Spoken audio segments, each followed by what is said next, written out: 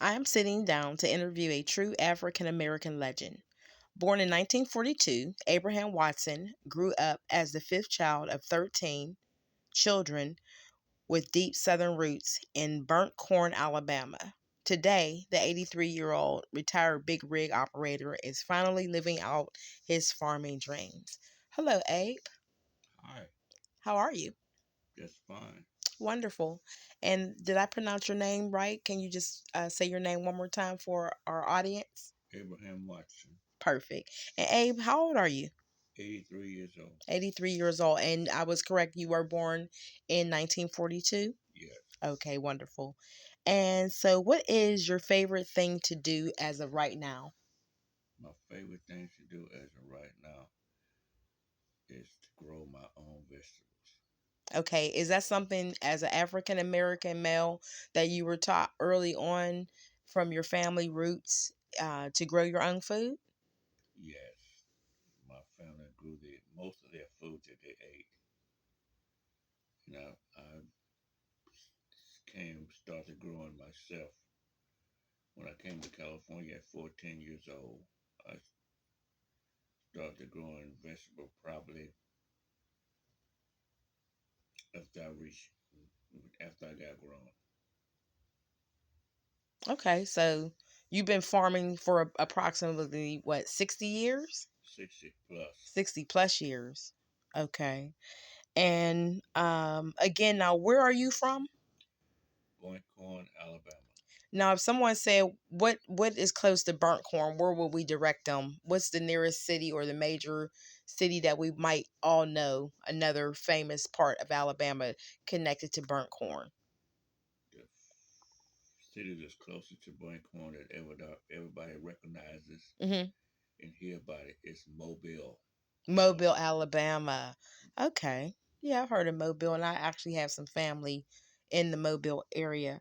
Now, what should people know about Burnt Corn, Alabama? The significant thing that people should know about Point Corn and how it's got its name was between the war in the Civil War between the two, North and South. I guess the South was forced out of the area, and the Southern soldiers burnt the corn up. We grew a lot of corn. They burnt the corn up to keep the Confederate soldiers from using or having anything to eat. So they just set the corn on fire and burned it up. That's how Boy Corn got their name. Wow, that is fascinating. Thank you for sharing that. Okay, so then that leads me to my next question. What is a popular food from Burnt Corn, Alabama? Popular food from Boy Corn, Alabama would probably be corn and black eyed peas. Okay, is that an African American favorite? I don't know about African American favorite, but it's a favorite food that people grow in the South. Okay, did you grow up eating that? Yes. Okay, all right. So that would have been my next question. Um, so to speak, what is a typical or what was a typical Sunday like for your family? Just give me a Sunday morning, maybe before going to church in the morning, getting up. Just take me through a typical morning with 13 kids, family, trying to get dressed for church, breakfast, whatever you had to do Sunday morning. Take me through a quick walk through that. Sunday morning was typical like any other morning. You would get up in the morning, you had chores to do, such as taking care of the animals and make sure they was fed properly and they were still there when you went out to check on them. No particular uh, thing that you do on Sunday. You went to church occasionally, not every Sunday. Okay, all right, okay. All right. And then what kind of schooling was available for African American children at that time? Schooling was not so great at that time. I had a couple of brothers didn't get a whole lot of schooling because they was kept out of school to help with the farm. Okay. And so did you go to school? Yes, Okay. And what grade did you complete? the 12th grade, The 12th grade. but I Okay. completed my school in the state of California. Okay. In California. Okay. All right. And so that was for African American children. So, did you face racism in Burnt Corn? Do you remember that part of your life? Yes, I did face racism during the time I was a young man growing up from 0 to 14. I didn't face much prejudice, racism. It was after I went back to visit in 71 that I was confronted with racism, Okay. but it was there all the time. Okay. All right. Okay. And then, was it hard growing up in your time? Because you're considered the silent generation. You were the generation right in uh, the World War II era. So right before the baby boomers, you were basically part of the Great Depression. So do you recall any hard times growing up? Like maybe food was scarce. I know you said you grew your own food, but maybe having to scrape up money to go buy things that you weren't able to grow. Do you remember anything being extremely hard during that time? Yeah, it was pretty difficult for even for black families. The only thing that we would buy was essential, like sugar, salt, pepper, flour, the stuff that we couldn't produce. That's what we would buy. Okay, okay. And then let me ask you a question now that we're in what is called Generation Alpha. That is from 2020 until 2030. That's what the new era is called. So with each era, of course, I'm in 70s. I would be considered Generation X, I believe, and then the millennials and things of that nature. So let me ask you this: you do know about computers being part of the new era. What do you think about using computers? Are they hard for you? Are they easy for you being from the 1940s? First of all, I have to say this: my era have saw a lot of changes. We came from beepers to cell phone to computers, and it's not easy for me to comprehend the computer. It's still a little difficult for me to understand it. Okay. All right. And so that was going to be part of the other question. Are they easy for you? Are they hard? Have they made things more confusing and more difficult for you? Not made things more confusing. It just made a change in my life. Okay, so it's just something foreign to you. Right. Okay, all right.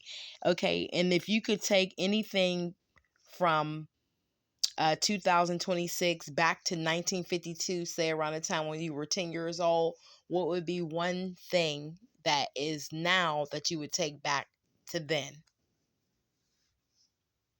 Fancy cars? Would it be how easy it is to uh, plan different trips? Would it be the food nowadays? Would it be the clothing? Would it be the music? What would you take back to a 10-year-old Abraham? What I would take back to my hometown is the experience and the change I've seen in my life from the time I was born to 2026. I would take all my experience and share it with the people that lives in the country that they haven't been able to see what I've saw out of life. Oh, okay. That's pretty good. Okay. And then, so my next question, and this is almost my last question. If you could bring a family memory into the year 2026, what or who would you bring to now? What memory or what person would you bring with you to now?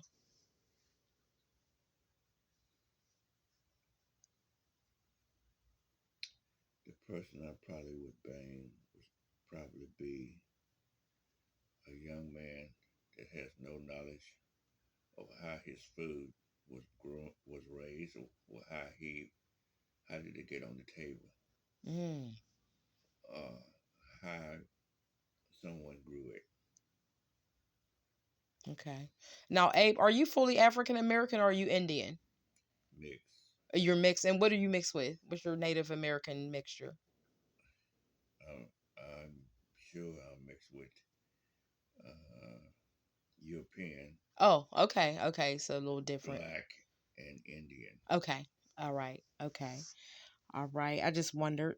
Okay, and then let me ask you, what is your favorite kind of music? African American people love music, so here we go. What is your favorite kind of music, or what kind of music did you grow up listening to? I don't really have a favorite. I have music that I would listen to quite a bit, but I like all music, not just of African American, reggae, um, Spanish music, just music, period. Okay, how do you feel about the music nowadays versus the music you grew up with? The music nowadays is not something that I would look forward to seeing. The young folks now has took the music to another level. Is that good or bad? Probably good on their behalf, but not mine. Okay. And our final question, if 83-year-old Abraham could give advice to a 21-year-old Abraham, what would you tell him? I would tell this 21-year-old, first of all, be true to yourself. Okay. Don't do anything that will take away your smile, your happiness, or anything that's going to hurt another person. Always treat another person as you want to be treated, and be happy that your life is fine up to now. Not taking anything that granted for granted. Just be happy and enjoy life at 83 years old.